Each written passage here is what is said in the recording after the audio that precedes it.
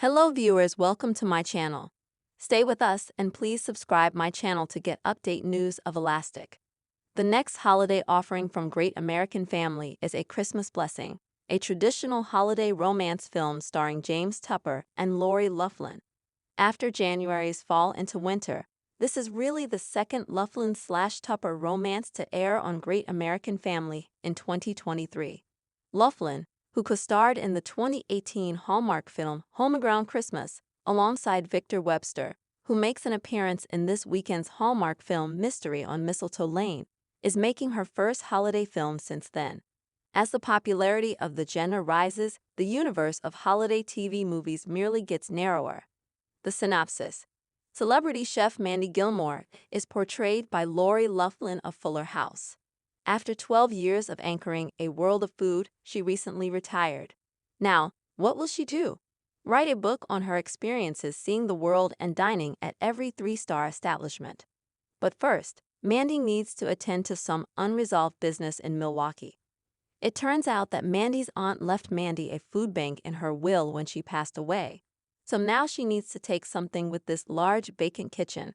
Her answer was to sell it to the courier company next door, which is owned by the attractive but wacky Adam, James Tupper from Ride. It ought to be fairly simple, right? This is a holiday movie, so of course there's a complication. Upon arriving at Angel's Fair Food Bank, Mandy runs into Otto, Batwoman's Jessa Hutch, a well-dressed gentleman with an AirPod perpetually in his ear. Otto has arrived to volunteer at Angel's Fair, as he has in years past. He's surprised to learn that the food bank won't open this year, and therein lies the problem for Mandy.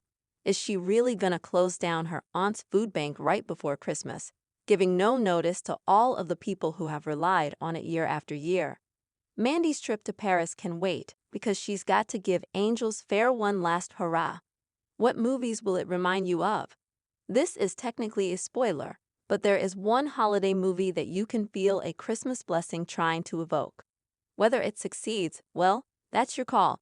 Performance worth watching. Whatever your opinion on Lori Loughlin is after the last few years of headlines and her return to TV via DAF, you gotta admit, she's great as the lead of a holiday TV movie. Memorable dialogue. Here is essentially every line of dialogue from Otto. I have a personal philosophy that time, pulls out pocket watch, really has no meaning, right? However, love, grace, beauty, the Christmas spirit, well, that does. A holiday tradition. Angel's Fair Food Bank is open every Christmas, and that includes this Christmas, even if it's to be the last one. Does the title make any sense? Forget sense, what about good SEO?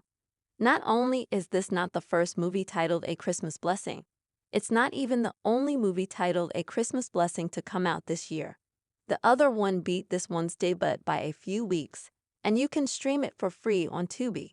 Why GAF changed it from its original, yet equally generic, title Blessings of Christmas is a mystery. Our take: if you spend too much time analyzing ratings and website profiles, you probably come away with a very strong idea of the difference between a Great American Family holiday movie and a Hallmark holiday movie. This juxtaposition was a big deal during last year's round of holiday movies, but hasn't been as big a part of the narrative in 2023. Other than Great American Media President Bill Abbott clarifying that Candace Cameron Bure is not a spokesperson for the network. Still, it wasn't that long ago that seemingly everyone with a passing interest in these holiday movies was Googling to see which star had defected from which network. Let me tell you, it is wild to think about all that drama while watching A Christmas Blessing. Lori Loughlin's return to holiday form essentially picks up where she left off in 2018, in that A Christmas Blessing feels like a Hallmark movie from 2018. And I don't mean that it's missing all the queer characters and left-leaning politics and woke agenda that actually has not proliferated across the Hallmark networks. I mean that A Christmas Blessing strictly adheres to the one thing that Hallmark has actually changed: the formula. You don't watch this film in search of surprises. It's hardly even the kind of holiday film that demands serious viewing.